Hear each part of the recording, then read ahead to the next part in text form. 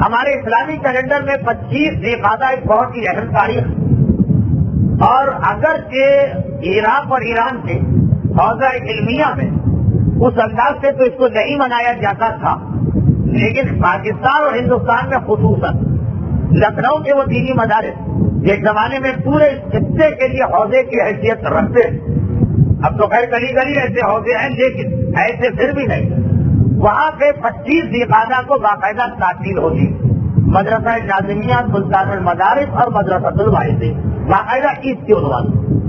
مشہور عیدوں میں ہمارے پاس عید ہے، بقرعید ہے، غدیر ہے، مباہلہ ہے، مبعث یعنی 27 رجب، مگر یہ بھی ایک مشہور عید ذبح الارض۔ اس وقت ہمارے بہت سے ساتھیوں نے یہ عید مدینہ منورہ میں منائی، اور اس سے پہلے ہمیں بھی کئی دفعہ یہ موقع ملا اس دفعہ کرا دیا۔ ذبح الارض کی عید کیا؟ قرآن کریم کے آل عمران کے سورے کی اس آیت کی تلاوت کی، جو اگر میں مکے میں ہوتا تو اس وقت یہ میری مجالس کا کارنامہ کلام وہاں بنی ہوتی، 4-5 دن اس سے گفتگو ہوتی، تاریخ کعبہ کے عنوان۔ آیت کا ترجمہ یہ ہے کہ ان اول بیت وضع للناس، یاد رکھو سب سے پہلا گھر جو انسانوں کے لیے بنایا گیا، قرآن کی آیت، للذی ببکہ، یہ وہ گھر ہے کہ جو مکہ میں، مکہ شہر کے 80 سے زیادہ نام ہے، مگر جو سب سے مشہور نام ہے یعنی مکہ، وہ قرآن کریم میں صرف ایک جگہ آیا ہے، سورہ فتح، بطن مکہ، ورنہ زیادہ تر قرآن نے مکہ کے لیے وہ نام استعمال کیے جو ہمارے درمیان مشہور نہیں، اس میں سے ایک ہے یہ لفظ مکہ۔ اس آیت میں جس میں خانہ کعبہ کا تذکرہ، اس میں لفظ مکہ نہیں آیا، جس آیت میں لفظ مکہ آیا ہے اس کا خانہ کعبہ سے کوئی تعلق نہیں، وہ صلح حدیبیہ کی آیت ہے کہ مکے والوں نے کس انداز سے لشکر اسلام کو روکا، خانہ کعبہ کے حوالے سے مکے کا نام مکہ، لیکن میں اس طرف نہیں جا رہا ہوں کہ موضوع بدل جائے۔ قرآن نے کہا سب سے پہلا گھر جو اللہ نے بنایا وہ مکے میں یعنی خانہ کعبہ، لیکن یہ خالی گھر ہی نہیں بلکہ یہ سب سے پہلی زمین بھی ہے جو اللہ نے پیدا کی۔ یہی وجہ کہ ہمارے یہاں یہ لفظ مشہور ہے ذبح الارض، بات کیلنڈر میں بھی لکھا ہوگا، لیکن خراج کرام جب اپنی کتاب میں لکھتے ہیں تو پورا نام لکھتے ہیں یوم ذبح الارض تحت الکعبہ، پورا یہ نام مختصر کر کے ذبح الارض کہا جاتا ہے۔ ذبح کے معنی ہے پھیلانا، تو باقی تو آپ مراجع کرام کے جملے کو دیکھیے، باقی تو سب اردو۔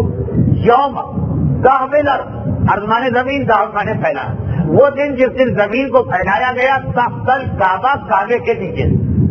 دنیا کیسے بنی؟ یہ کائنات بہت بڑی چیز، لیکن اس کائنات کا جو سب سے اہم سیارہ جسے انگریزی میں تو کہا جاتا ہے اونلی لیونگ پلینٹ، وہ یہی زمین اللہ نے کیسے بنائی؟ جو اللہ کا عام طریقہ کار ہے اس سے ہٹ کے بنائی۔ عام طریقہ کار کیا ہے؟ قرآن کہتا ہے فیکون، وقال کن فیکون، کن، جو چیز اللہ کو چاہیے اللہ کہتا ہے کن کے معنی ہے ہو جا، اللہ کہتا ہے ہو جا، فیکون وہ ہو جاتے۔ یہی وجہ ہے کہ اللہ کا اصل نام خالق نہیں بدی، ایک خالق ہوتا ہے ایک بدی ہوتا ہے۔ بدی السماوات والارض، خالق کہتے خلق کرنے والا، بدی کہتے خلق کرنے والا۔ بے دال یہ اور عین، موسم میں خشکی بہت ہے اس لیے عین کا تلفظ آپ کو صحیح سمجھ میں نہیں آئے گا، میں نے خود بیان کر دی۔ بدی اور خالق دونوں کا مطلب ایک، پیدا کرنے والا، مگر فرق، اور اسی فرق کی وجہ سے ہم بھی ایک دوسرے کو خالق کہہ سکتے ہیں۔ میں بولا کہ اس کا خالق، بدی نہیں کہہ سکتے۔ خالق کہتے ہیں ایسا پیدا کرنے والا کہ کوئی چیز پہلے ہو اس کی مدد سے پیدا کرے۔ بدی کہتے کچھ بھی نہیں ہے، صفر، نتھنگ، کچھ ہے ہی نہیں، اپنا ہو جا تو ہو جا۔ ہم اور آپ کوئی چیز بھی بنائے ہمیں اس کے مادہ یا میٹر پہلے چاہیے ہوگا، جو کسی مادے سے آدم خلق کیے گئے کیونکہ مٹی سے بنائے گئے، آدم بدی نہیں ہوئے، خلق ہوئے۔ بدی کہتے کچھ بھی نہیں ہے، اللہ نے کہا کن ہو جا اور ایک دم ہو جا۔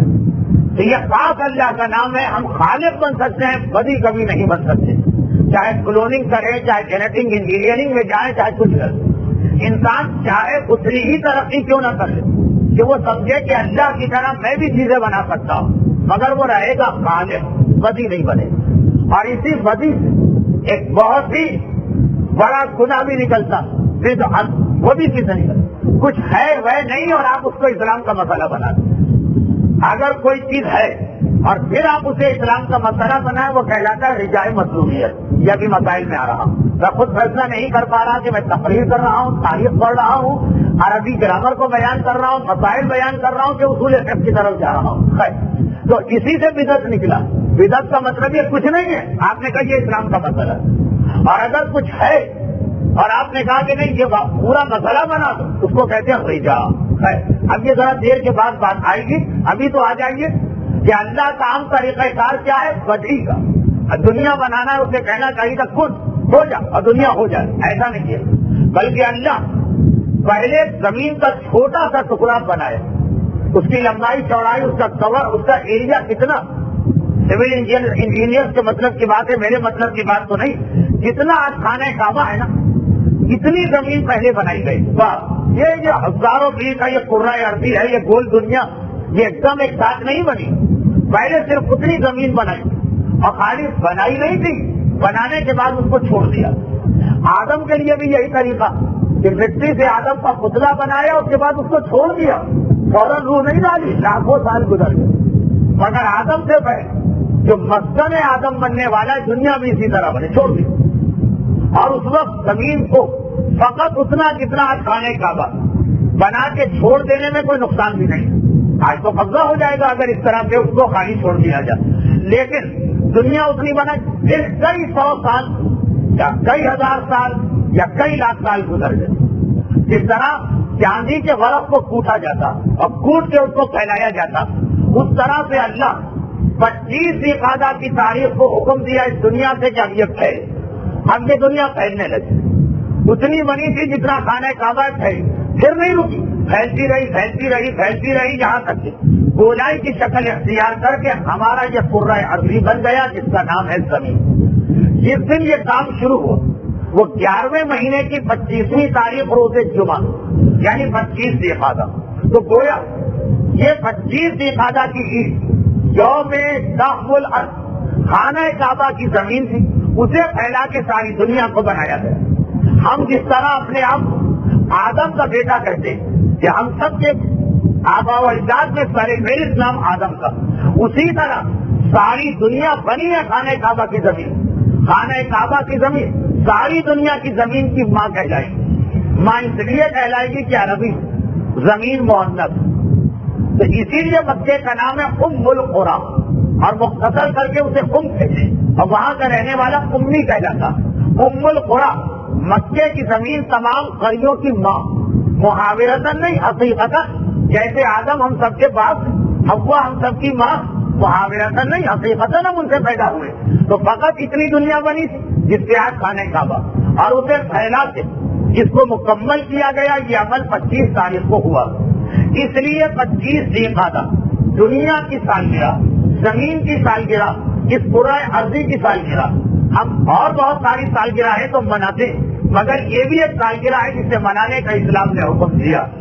یہی وجہ کہ جب کبھی انسان خانہ کعبہ کی زیارت کو جاتا تو گویا وہ پلٹتا ہے اپنی اصل کی جانب، کراچی کا رہنے والا، مگر اس کی اصل ہے خانہ کعبہ، کراچی نکلا اسی کعبے کی زمین سے، جس سے وہ تقریری نقطہ سامنے آتا کہ یہی وجہ کہ مکے میں جانے والے پر نماز پسند نہیں، فقہی نقطہ نہیں ہے تقریری، وہ اپنے گھر پہنچا، یہ اس کا وطن ہے، وہیں سے اس کو پھیلایا گیا۔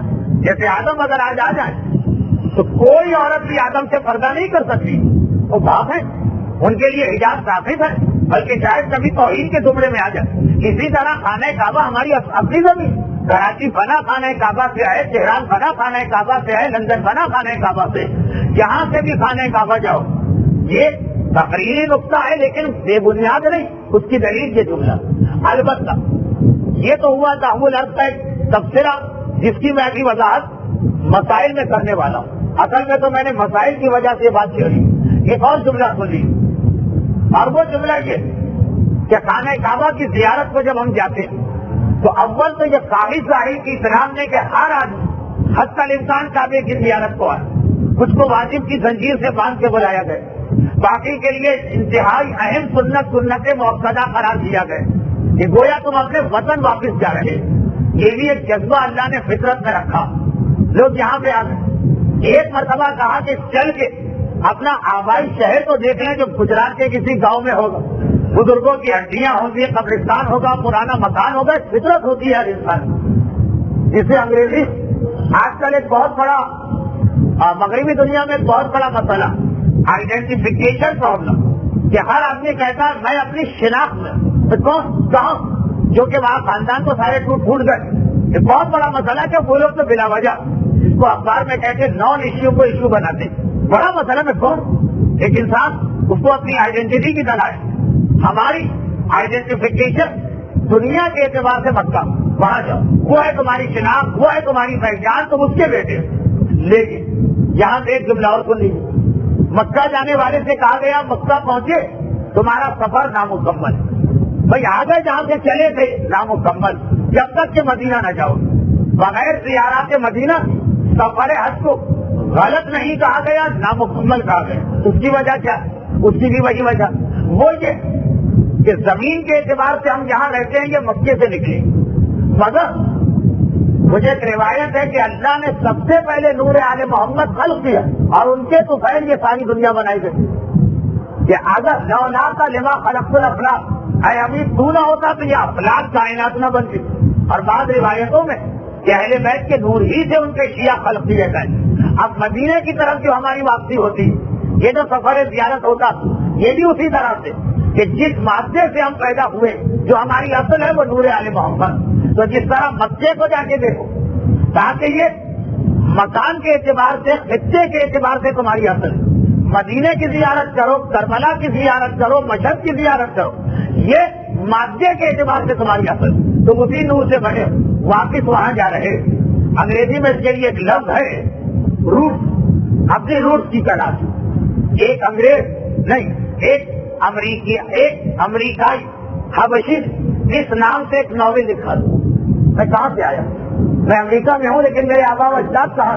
وہ اپنی روٹ کی تلاش میں گیا مغربی افریقہ تک, تہلکہ مچا دیا اس ناول.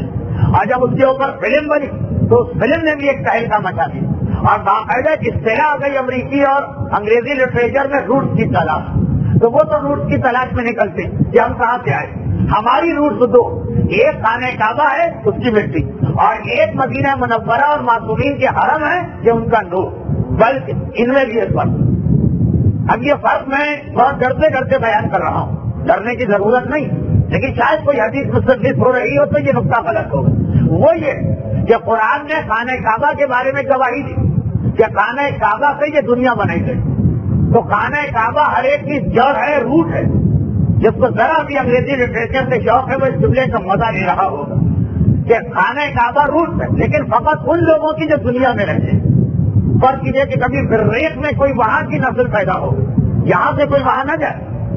مشتری میں یا زہر یعنی جو بھی کے جتنے بھی پلانٹ وہاں پر وہاں کا کوئی انسان پیدا ہو گئے. حج واجب ہوگا آنا, اسے بھی خانہ کعبہ ہو. یاد رکھیے کائنات میں کہیں بھی کوئی صاحب عقل مخلوق پیدا ہو بس یہ نہیں کہا جا سکتا. کراچی والے نہیں دے سکتے خانہ کعبہ سعودی عرب میں, عرب کے لوگ وہاں جائیں, ہم بادشاہی مسجد کیوں نہ چلے گا, ہر صورت میں وہاں جانا. وہاں جب کوئی نسل پیدا ہوگی اسے حج کے لیے یہاں آنا. مگر وہ یہ جملہ کہہ سکتی کہ حج واجب ہے اس لیے ہم زمین پہ جا رہے ہیں, لیکن خانہ کعبہ ہماری روٹ نہیں. کیونکہ قرآن زمین کے حوالے سے کہا اس کو پھیلاتے کعبے سے پھیلایا گیا. پتا نہیں مریخ کون سی مٹی سے بنا, پتا نہیں مشتری کون سی مٹی سے بنا, لیکن مدینے, نجف, کربلا اور مشہد کی زیارت کیونکہ اس کا تعلق زمین سے نہیں کہا گیا. پوری کائنات اس نور کی مدد سے بنی, اس لیے کائنات کے کسی بھی گوشے کا انسان خانہ کعبہ کا یہ کہہ کے انکار کر سکتا کہ یہ میری روٹ نہیں, حج کی وجہ سے آ رہا ہوں لیکن یہ روٹ نہیں. نور اہل بیت کا اور زیارت شہداء معصومین کا انکار نہیں کر سکتا. وہ دنیا کا کسی بھی علاقے کا یعنی خانہ کعبہ اصل ہے عرضی مخلوق, اور نور اہل بیت اور روضے یہ مرکز ہے کائناتی مخلوق. اور کائنات کسے کہتے ہیں, کائنات کی تعریف کیا, عربی میں کائنات سے قید میں ماں سے بنتا, اللہ کے علاوہ ہر چیز کائنات, تو سب کو ادھر آنا پڑے گا. یہی وجہ جو واجب حج کے علاوہ بعض روایتوں میں زیارات کی اہمیت حج سے زیادہ بتائی گئی, خصوصیت کے ساتھ ماہ سفر میں عرفہ امام کی زیارت اور روز عرفہ کربلا معلیٰ کی زیارت حج سے زیادہ اس کی اہمیت آئی ہے سوائے واجب حج کے۔ یہ خانہ کعبہ ہماری زمین کی حد تک اصل ہے اور آگے بیت یا تحسن کائنات کی سب سے بڑی حقیقت اور ہماری اصل بنتا، لیکن یہ بات تو ضمن آ گئی۔ اصل موضوع چل رہا تھا 25 دن کا، تو کہا گیا کیونکہ اس دن اللہ نے زمین کی تقدیر بدلی۔ اس لفظ تک میں آپ کو لانا چاہ رہا ہوں، اس دن اللہ نے زمین کی تقدیر بدلی۔ اتنی چھوٹی سی زمین اور اسے اتنا بڑا بنا دیا اور ایسا بنایا 40 انبیاء بھی آئے، ائمہ بھی آئے، اولیاء بھی آئے اور اللہ کے سارے اطاعت گزار بدلے۔ یہ تقدیر بدلی۔ فلیٹ آپ کے پاس ہے، آپ پانی کا خالی پڑا، پھر پتا چلا کہ ایک دن آگے کوئی امام خمینی اس میں مہمان ٹھہرنے آ رہے ہیں، آپ کہیں گے آج میرے گھر کی تقدیر بدل گئی۔ سالوں سے آپ کی ملکیت میں تھا، ملکیت میں ہونا الگ بات اور کسی ایک دن اس کی نسبت ہو جانا الگ بات۔ تو آج 25 سے فائدہ وہ تھا جب اللہ زمین کی تقدیر بدل رہا، یعنی اسے بنا کر اس میں انبیاء اور اولیاء کو بھیجنے والا، اس لیے 25 سے فائدہ اس دعا کے لیے بہت اہم ہے۔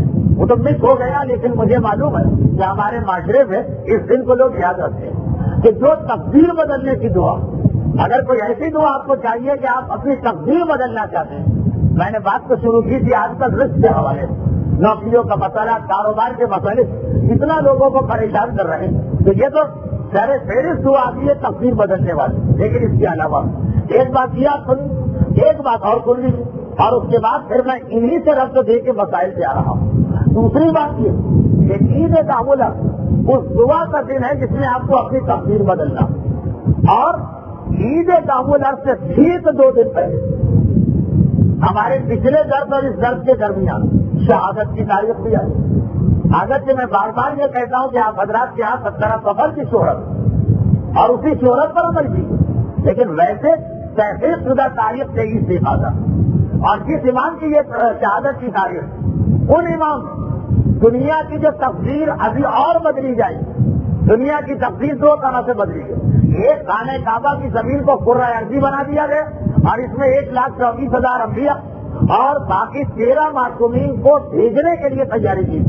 یہ بھی ایک تقدیر کا پلٹاؤ، اور اس سے بڑا تقدیر کا پلٹاؤ وہ ہوگا کہ جب وہ امام معصوم آئے گا جو اس دنیا کو واقع شرط سے غرب تک ویسا بنائے گا جیسا پروردگار کا نظام عدل بولے یملأ اللہ بہ الارض قسطا وعدلا، اللہ اس کے ذریعے سے زمین کو عدل و انصاف سے بھر دے، وہ بھی دنیا کی تقدیر پلٹے گی۔ بلکہ اس کے لیے قرآن نے کہا، یہ لفظ تو قرآن کا ہے نا، اشرقت سے نور ربہا، انتظار کرو جب یہ زمین تمہارے رب کے نور سے جگمگا اٹھے، جگمگا اٹھے، جگمگانے کا دن باقی۔